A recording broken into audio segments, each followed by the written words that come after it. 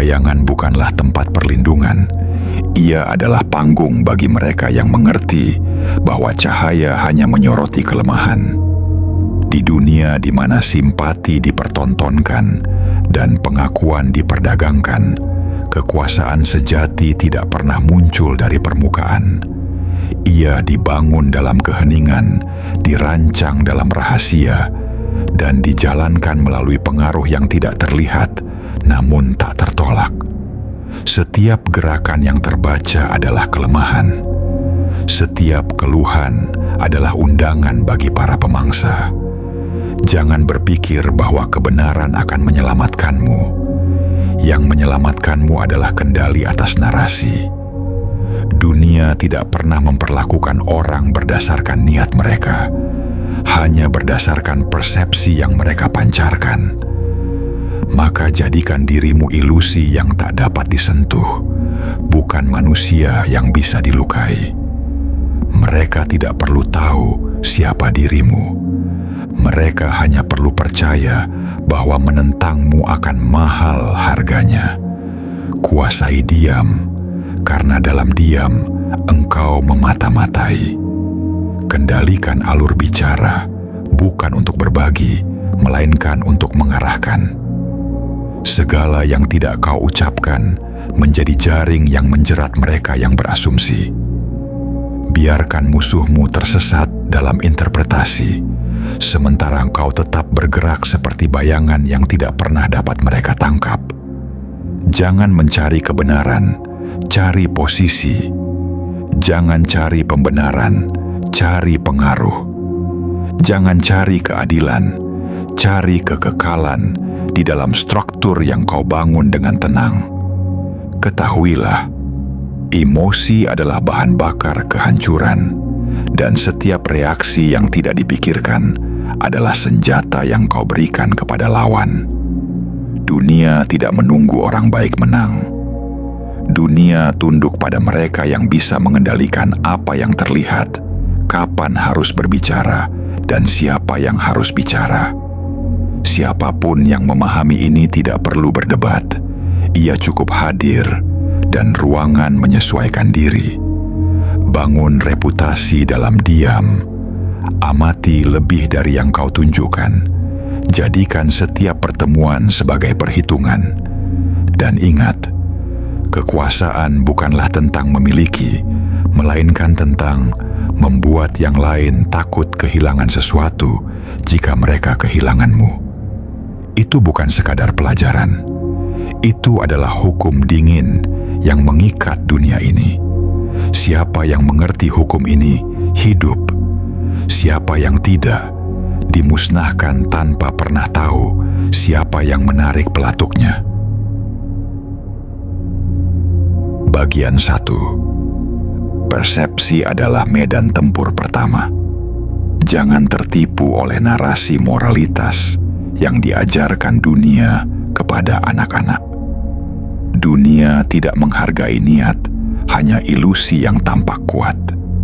Dalam permainan kekuasaan, apa yang kamu rasakan di dalam adalah kelemahan jika terlihat di luar. Ketika kamu runtuh dalam batin, tapi tetap berdiri tegak di luar, itulah seni bertahan hidup. Persepsi adalah senjata paling awal dan paling mematikan, karena ia tidak perlu benar untuk membunuhmu. Ia hanya perlu dipercaya. Orang-orang tidak pernah melihat realitas. Mereka melihat konstruksi dari sinyal-sinyal yang kamu kirim. Wajahmu, bahasa tubuhmu, jeda dalam suaramu, pilihan kata, ekspresi mata. Semuanya bukan sekadar komunikasi, tapi dokumen perang psikologis yang akan dibaca oleh setiap mata yang ingin mengukur celah untuk menyerang. Satu keraguan kecil dalam gerakmu bisa ditafsirkan sebagai ketidakmampuan. Satu kesalahan kecil dalam ekspresi bisa diartikan sebagai rasa takut.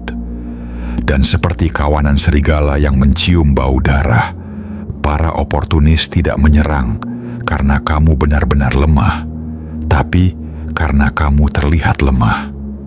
Di dunia ini, tidak ada yang menunggu konfirmasi. Semua berasumsi.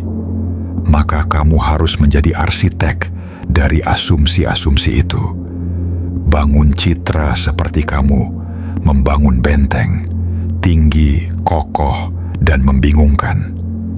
Jangan biarkan siapapun tahu apa yang sebenarnya kamu pikirkan, karena begitu mereka tahu, mereka bisa mengatur strategi melawanmu. Ketika kamu diam, kamu bukan kehilangan suara, kamu menciptakan misteri. Dan misteri jauh lebih menakutkan daripada kejelasan. Persepsi adalah medan tempur pertama, karena ia menentukan siapa yang memimpin dan siapa yang tunduk, bahkan sebelum perang dimulai. Mereka yang menguasainya tidak perlu berteriak, tidak perlu menjelaskan diri, tidak perlu memohon kepercayaan. Mereka cukup hadir dan dunia menyesuaikan diri. Ketika kamu memasuki ruangan, jangan berharap disukai. Jadilah seseorang yang membuat orang lain berpikir 2 kali sebelum berbicara. Jangan cari rasa aman dalam diterima. Cari kekuatan dalam disalahpahami. Para pemenang bukanlah mereka yang benar, tetapi mereka yang tampak tak tergoyahkan. Seorang Machiavellian tidak menunggu dunia memahami dirinya. Ia membentuk cermin di hadapan dunia dan membiarkan dunia melihat apa yang sudah ia rancangkan. Jika dunia percaya bahwa kamu sedang naik, maka meski kamu di ujung kehancuran, kamu tetap akan ditopang oleh harapan orang lain. Tapi jika dunia percaya kamu lemah, maka bahkan saat kamu masih berdiri, mereka akan mulai menggali kuburanmu. Karena itu, jangan pernah berpikir bahwa kekuasaan dimulai dari kekuatan. Ia dimulai dari bagaimana kamu dipersepsikan. Bangun wajah perangmu, rancang gestur-gestur kecilmu, kalibrasi nada suaramu. Jangan biarkan dunia melihat darah di tanganmu, kecuali kamu siap untuk membuat mereka tunduk. Jangan berdarah di depan serigala. Jangan gentar di depan kamera. Jangan mengaku lelah, bahkan ketika jiwamu nyaris runtuh. Jadilah teka-teki yang tidak bisa dipecahkan. Jadilah ancaman yang tidak bisa dipastikan. Jadilah legenda yang diceritakan dalam bisik-bisik. Maka, saat yang lain mencari simpati, kamu akan dikelilingi oleh rasa takut yang terbungkus hormat. Dan itu cukup untuk membuat mereka tidak pernah berani mencoba menyentuhmu. Persepsi bukan sekadar kesan. Ia adalah awal dari kerajaan yang tak terlihat, namun tak tergulingkan. Bagian 2. Diam adalah bentuk tertinggi dari dominasi. Jangan tertipu oleh kebisingan. Dunia modern penuh dengan hiruk-pikuk opini, jeritan pembenaran, dan suara-suara yang berebut panggung. Adalah taman bermain bagi yang lemah. Semakin sering seseorang bicara, semakin terbuka dirinya untuk dibedah, ditafsir, dan dijadikan target. Semakin banyak kata yang kau keluarkan, semakin banyak peluru yang kau serahkan secara cuma-cuma kepada mereka yang menunggumu jatuh. Itulah sebabnya diam bukan kelemahan. Diam adalah seni perang yang tak terdeteksi. Orang bijak tidak membagi pikirannya ke setiap telinga yang tersedia. Ia mengamati, ia menyaring. Ia menciptakan ruang kosong yang membuat musuh menggeliat tak nyaman, menduga-duga, dan akhirnya tenggelam dalam paranoia. Diam bukan ketidakmampuan berkata-kata, tapi keputusan untuk menunda pengungkapan sampai dampaknya tak bisa ditolak. Satu kalimat yang diucapkan pada waktu yang tepat memiliki daya ledak lebih besar dari 1000 argumen yang dilempar secara panik. Mereka yang terbiasa dengan kebisingan akan tersesat dalam ketenanganmu. Mereka akan menebak, mereka akan takut. Dan dari ketakutan itu, kamu menciptakan dominasi yang tidak perlu dinyatakan. Inilah kekuasaan atmosferik. Kuasa yang tidak diberi, tidak diminta, tapi dirasakan dan diakui diam-diam. Pikirkan Stalin dalam konferensi sekutu, yang hanya duduk tenang, matanya membaca setiap celah, setiap kelemahan, sementara Churchill dan Roosevelt beradu retorika. Ketika Stalin bicara, semua berhenti bicara. Ia tidak berbicara lebih banyak untuk membujuk. Ia bicara lebih sedikit untuk mengendalikan atmosfer. Dan atmosfer, sekali dikendalikan, membuat isi pembicaraan tunduk padanya. Di setiap konflik, siapa yang pertama kali membela diri adalah yang pertama kehilangan pijakan. Siapa yang pertama kali menjelaskan sudah kalah sebelum logika dipertimbangkan. Ketika kamu diam, kamu menciptakan gravitasi. Ketika kamu diam, kamu menghentikan gerakan orang lain karena mereka menunggu sinyal yang tak pernah kau berikan. Dan saat itu, kendali sepenuhnya ada di tanganmu. Latih dirimu untuk duduk dalam keheningan tanpa panik. Latih hatimu untuk mendengar tanpa perlu membalas. Jadikan 3 detik sebelum kamu menjawab sebagai medan perangmu yang tak terlihat. Gunakan tatapan sebagai pengganti teriakan. Gunakan tanya sebagai pengganti pernyataan. Dan biarkan keheningan mematahkan lawan sebelum kamu harus menyentuh satu pun kata. Karena hanya mereka yang tidak takut terhadap sunyi yang pantas memiliki suara. Dan hanya mereka yang tahu kapan tidak berbicara yang layak didengar ketika akhirnya memutuskan untuk berbicara. Diammu bukan kosong. Ia penuh dengan ancaman yang belum diucapkan. Dan dunia lebih takut pada yang belum terucap daripada yang sudah diumbar.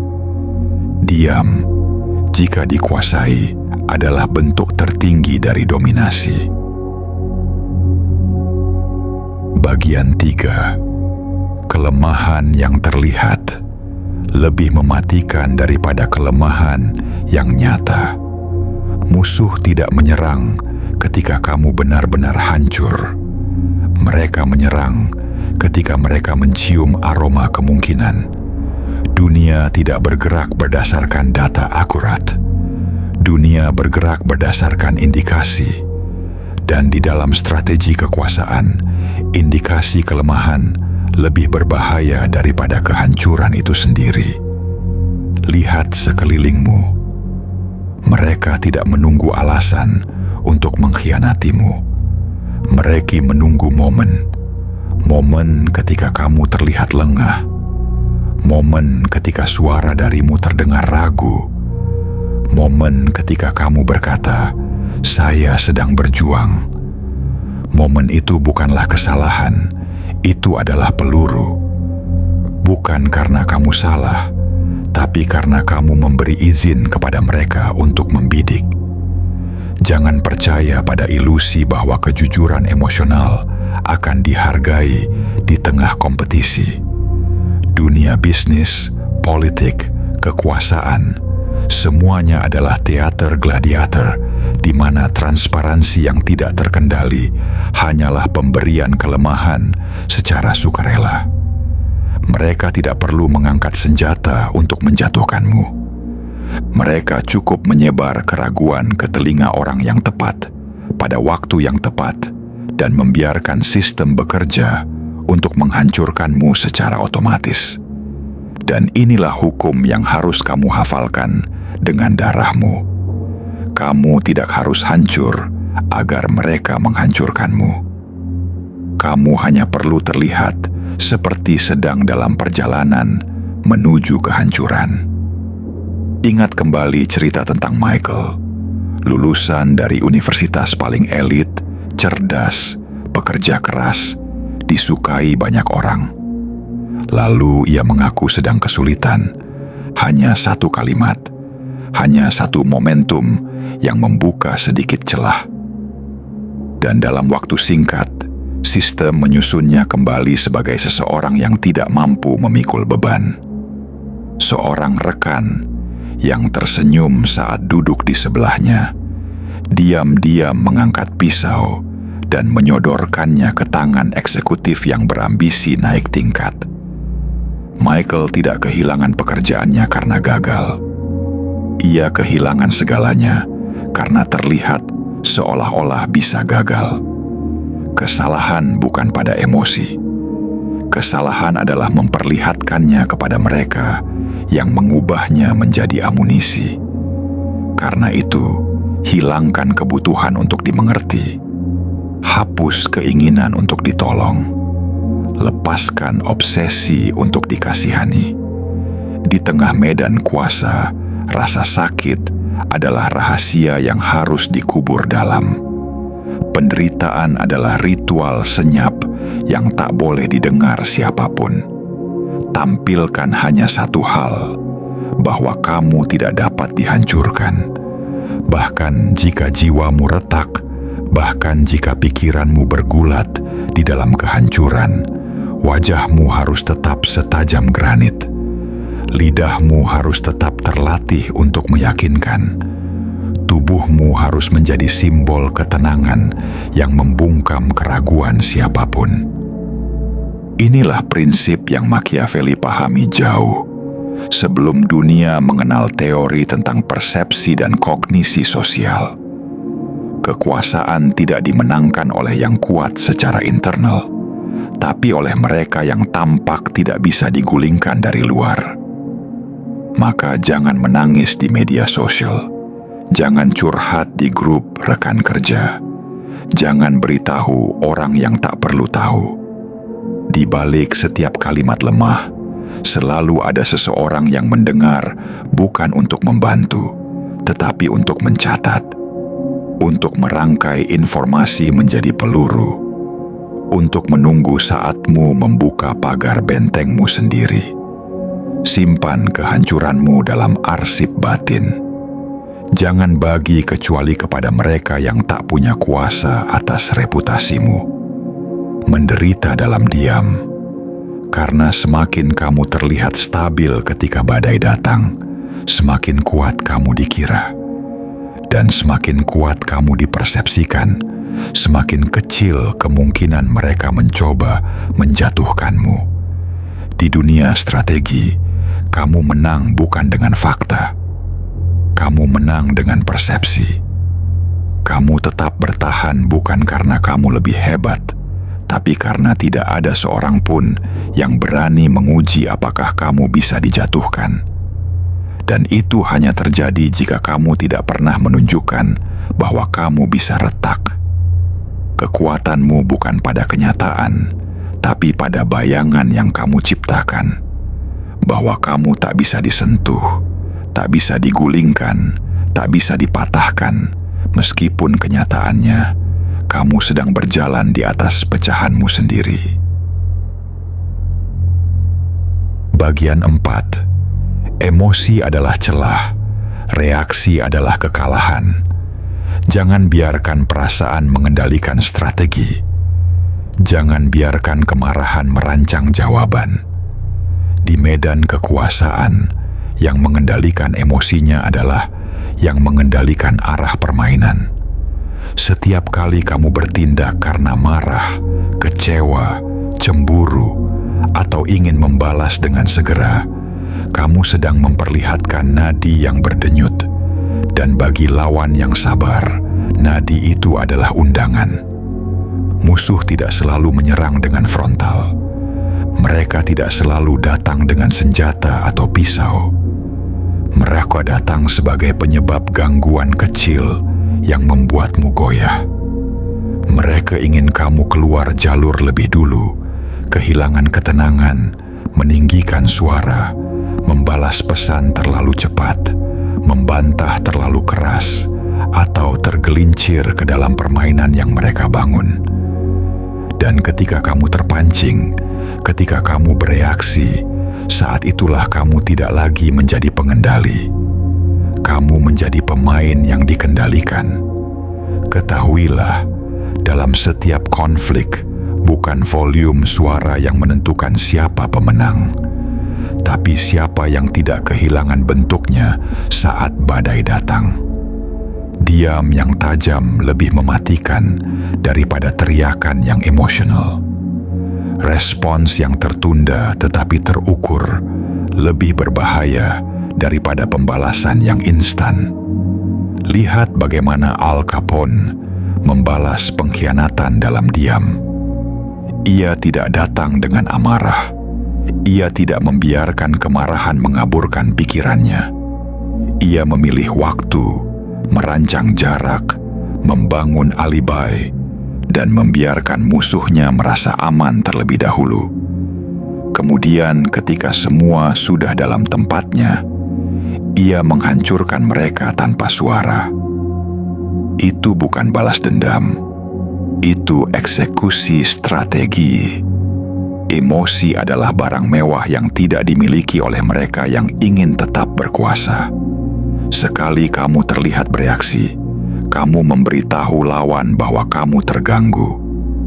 Sekali kamu terlihat marah, mereka tahu bahwa kamu masih bisa dipancing.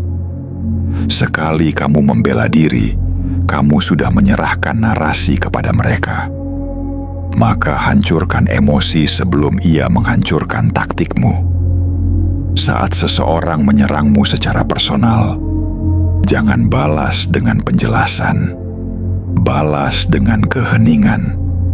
Balas dengan pencapaian. Balas dengan langkah-langkah yang tidak bisa mereka prediksi. Jadikan rasa sakitmu menjadi ruang analisis, bukan panggung ekspresi. Mereka yang bisa memisahkan pikiran dari perasaan di tengah serangan adalah mereka yang tetap hidup setelah semua yang lain tersungkur. Hilangkan pertanyaan, bagaimana perasaanku tentang ini? Dan gantikan dengan, apa yang dicapai jika aku melakukan ini? Itu satu-satunya kalimat yang harus ada di kepalamu sebelum bertindak. Jangan mengemis pemahaman. Jangan menuntut pengakuan. Jangan mendesak simpati. Satu-satunya hal yang harus kamu rebut adalah kendali. Dan kendali bukan milik orang yang reaktif. Ia milik mereka yang menjawab dengan tenang, dengan kalkulasi, dengan tajam, tanpa menyisakan jejak emosi. Kalahkan mereka bukan dengan teriakan, tapi dengan keputusan dingin yang tidak mereka lihat datang. Itulah kekuasaan. Kekuasaan yang tidak bergetar. Kekuasaan yang tidak goyah. Kekuasaan yang seperti pisau yang diselipkan di balik jubah, tak terlihat sampai ia sudah terlambat untuk dihentikan. Bagian 5. Loyalitas adalah mata uang yang selalu turun nilainya. Jangan pernah mengira bahwa kesetiaan adalah struktur yang tak bisa goyah. Ia bukan tembok. Ia bukan perjanjian suci. Ia adalah transaksi, dan transaksi selalu tunduk pada harga pasar. Dalam dunia kekuasaan, loyalitas bukanlah keabadian, melainkan kepentingan yang sedang berjalan. Dan saat kepentingan itu berubah arah, loyalitas pun berubah bentuk. Orang-orang tidak setia padamu. Mereka setia pada manfaat yang mereka peroleh darimu. Mereka tidak memihak karena mencintaimu. Mereka memihak karena itu membuat mereka aman, nyaman, atau lebih dekat pada tujuannya.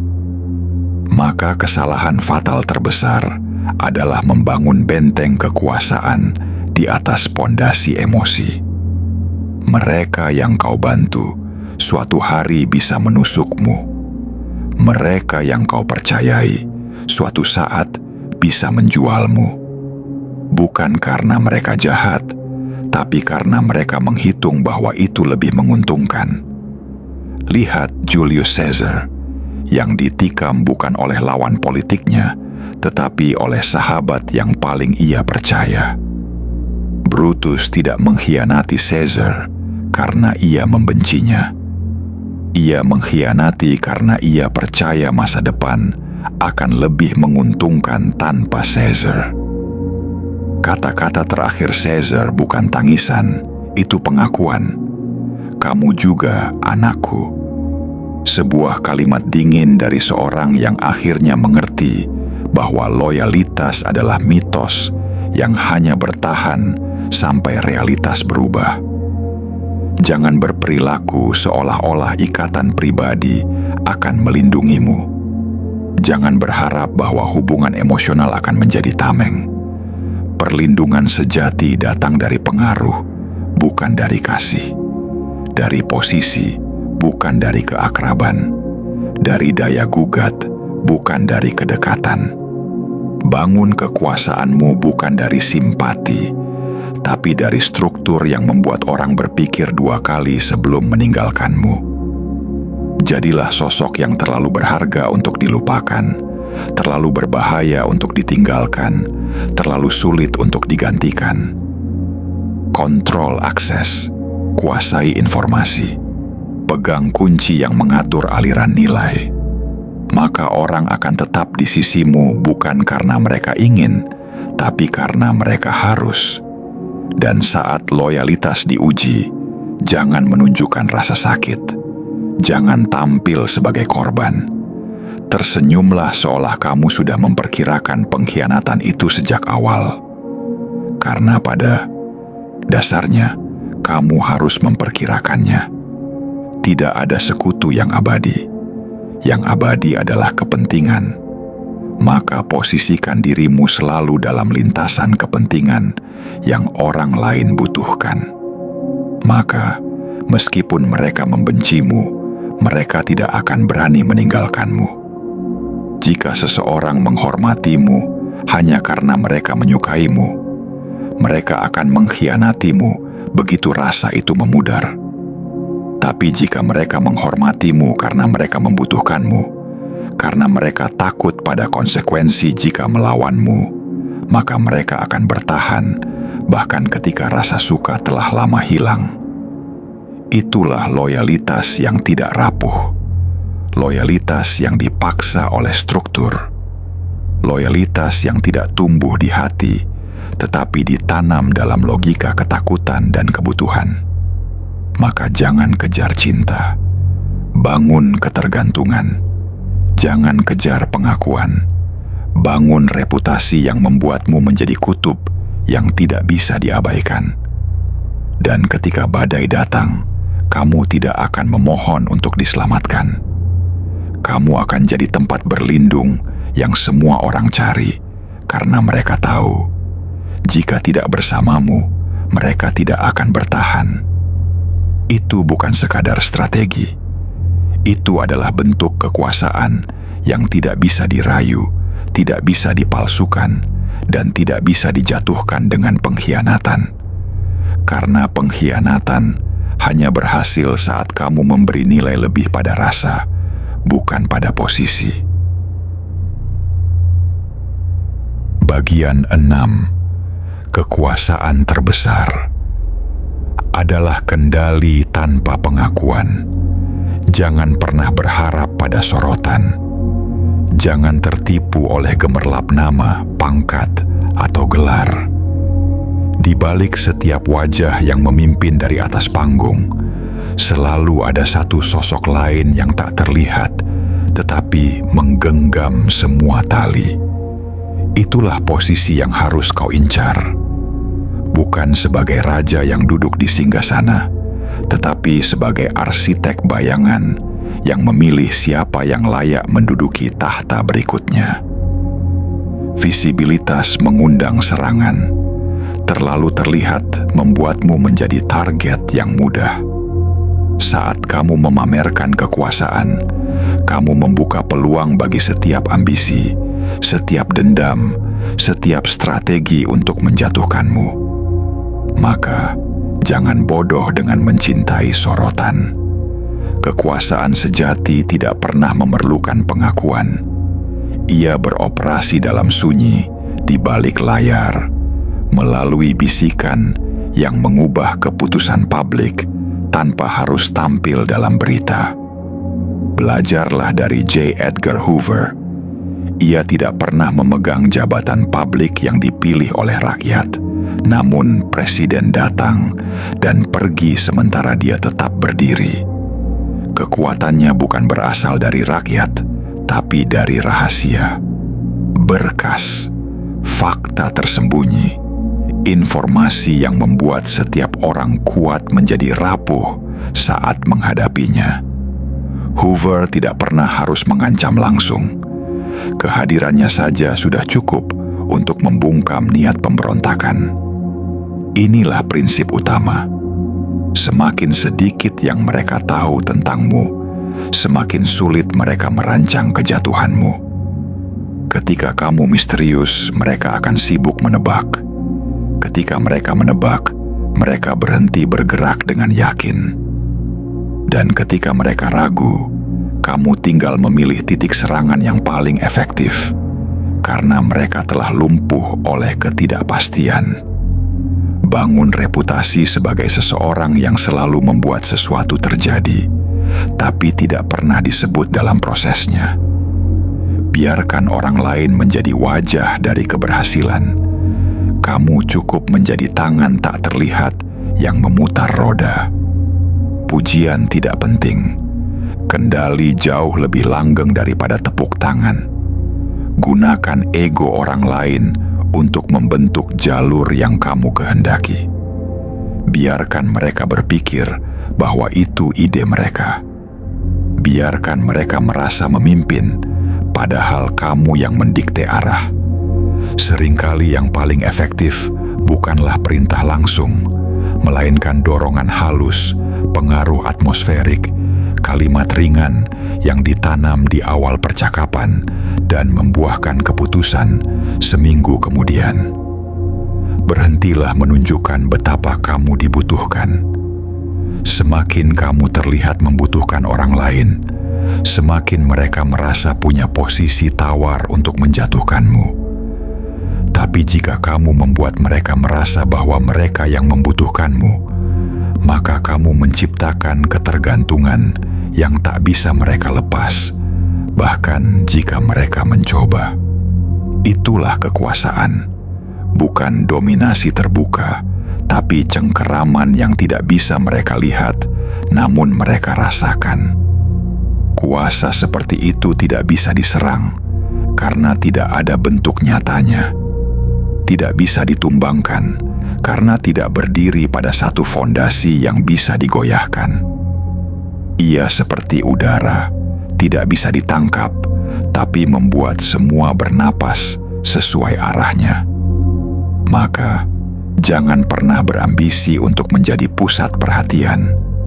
Jadilah pusat gravitasi. Jadilah alasan tersembunyi mengapa segala sesuatu bergerak ke arah yang kamu inginkan. Jadilah absensimu yang membuat mereka gelisah. Jadilah ketidakhadiranmu yang membuat mereka kehilangan arah. Itulah kekuasaan yang tak terbantahkan. Pengaruh tanpa eksistensi, kendali tanpa pengakuan, dan kehadiran tanpa bentuk. Ketika kamu mencapai titik ini, bahkan saat kamu menghilang dari ruangan, jejakmu tetap menjadi arus bawah yang mengubah segalanya. Dan mereka tidak akan pernah tahu kapan kamu mulai mengendalikan segalanya. Bagian 7. Strategi adalah kesadaran penuh tanpa emosi, tanpa suara, tanpa ampun. Segala yang telah disampaikan bermuara pada satu hukum tak tertulis yang menjadi pilar para ahli strategi. Kamu tidak bergerak karena dorongan, kamu bergerak karena rencana. Dalam dunia yang penuh letupan insting dan semburan emosi, kamu akan menjadi makhluk asing, dingin, kalkulatif, dan tak terbaca. Karena kamu tidak dikendalikan oleh amarah, tidak digerakkan oleh rasa takut, dan tidak ditahan oleh rasa iba. Kamu ada bukan untuk menjadi bagian dari arus. Kamu ada untuk memetakan arus itu, membelokkannya, lalu mengatur siapa yang tenggelam dan siapa yang melintas. Ketika seseorang menyakitimu, jangan bereaksi. Ketika mereka mencuri hakmu, jangan bereaksi. Ketika mereka menjatuhkanmu, menghina, menertawakanmu, jangan beri mereka kepuasan untuk melihatmu terpancing. Simpan semuanya. Bungkus dalam senyum, diam, dan tatapan yang tidak menunjukkan apa-apa. Tapi di balik diam itu, rakit strategi. Kumpulkan informasi, catat pola, temukan ketergantungan mereka, titik rapuh mereka, kesombongan kecil yang bisa berubah menjadi jerat besar. Jangan bergerak di tengah emosi. Tunggu saat di mana mereka tidak lagi melihatmu sebagai ancaman.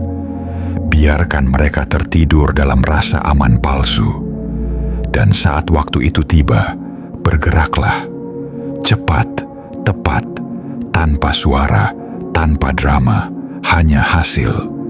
Seperti palu godam yang jatuh dari langit. Tidak perlu argumen, tidak perlu klarifikasi. Hanya kehancuran yang terukur. Karena musuh yang paling berbahaya bukan yang paling keras, tapi yang paling sabar. Bukan yang paling vokal, tapi yang paling sabar menunda. Yang tahu bahwa balas dendam adalah pengalihan perhatian, tapi balasan strategis adalah pembalikan dominasi. Kamu tidak ditaklukkan oleh orang yang membencimu. Kamu ditaklukkan oleh orang yang tahu kapan untuk menekan. Mereka tidak boleh tahu bahwa mereka berhasil mengguncangmu. Mereka tidak boleh tahu bahwa kamu sedang menyusun sesuatu. Jika mereka melihat kamu tetap tenang, mereka akan mulai bertanya-tanya. Dan dalam keraguan itu, otoritas mereka mulai retak. Keraguan adalah virus dalam pikiran musuh. Sekali ia masuk, ia menyebar. Dan kamu tidak perlu melakukan apapun. Mereka akan menghancurkan diri sendiri atas nama pertahanan. Di dunia strategi, kemenangannya bukan siapa yang melawan paling cepat, tapi siapa yang bertahan paling dalam. Siapa yang bisa bertahan dalam luka dan menyimpannya sebagai senjata. Siapa yang bisa duduk dalam kehancuran dan membangun peta serangan dari puing-puingnya. Kamu tidak diukur dari seberapa keras kamu membalas, tapi dari seberapa tepat kamu menghantam. Dan pada akhirnya, kamu akan berdiri, bukan karena kamu paling kuat, tapi karena kamu satu-satunya yang tidak terguncang saat yang lain mulai kehilangan bentuknya. Itulah yang membuatmu tak tersentuh. Ketenangan yang tidak bisa dipalsukan, kesabaran yang tidak bisa dipatahkan, dan ketajaman yang tidak pernah kamu perlihatkan sampai saat terakhir. Kamu bukan hanya bertahan, kamu berkembang, kamu menang, karena kamu berpikir saat yang lain merasa. Dan dalam dunia di mana semua orang dikendalikan oleh impuls, hanya para pemikir yang akan menulis peta akhir dari permainan ini. Maka jadilah pemikir, jadilah pengamat, jadilah arsitek, dan biarkan dunia berjalan dalam bayanganmu. Tanpa mereka pernah sadar, kamu sudah menulis takdir mereka sejak lama. Kamu telah membaca sampai akhir bukan untuk menjadi kuat, tapi untuk menjadi tidak tergoyahkan. Karena kekuatan bisa dipatahkan, kekuasaan bisa digulingkan. Namun seseorang yang tak terlihat celahnya, yang tidak memberikan isyarat tentang kapan ia akan menyerang atau bertahan, yang tidak memberikan kejelasan tentang posisi sebenarnya, Itulah yang tidak bisa disentuh. Tidak ada mahkota di kepala mereka. Tidak ada selempang di dada mereka. Tetapi ketika mereka hadir, percakapan berhenti. Ketika mereka berbicara, bahkan yang paling lantang pun memilih diam. Dan ketika mereka memilih diam, dunia berputar sedikit lebih lambat, karena semua orang tahu, di balik sunyi itu ada pisau yang sedang diasah, ada langkah yang sedang dirancang, dan ada rencana yang tidak akan pernah dibocorkan, sampai segalanya sudah terlambat untuk dihindari. Jangan cari pengakuan, jangan cari penobatan. Jadilah kekuatan yang dibicarakan dengan nada rendah. Jadilah legenda yang ditakuti bukan karena apa yang telah kamu lakukan, tetapi karena semua kemungkinan yang bisa kamu lakukan. Bangun lapisan misteri, ketenangan, dan ketegasan yang tak perlu dinyatakan. Dan ketika waktumu datang, kau tidak perlu mengetuk pintu kekuasaan. Kau akan jadi satu-satunya orang yang sudah memegang kunci saat yang lain baru mulai bertanya siapa yang memimpin. Inilah rahasia terakhir. Yang tak tersentuh bukan mereka yang tak pernah jatuh, tapi mereka yang saat jatuh, tak seorang pun tahu bahwa mereka pernah runtuh. Dan karena itulah, mereka hidup selamanya dalam ketakutan musuh dan kekaguman sekutu. Mereka tidak tersentuh, bukan karena dunia tidak mencoba menjatuhkan mereka, tapi karena dunia tidak pernah tahu di mana harus mulai menyerang. Dan sekarang kamu tahu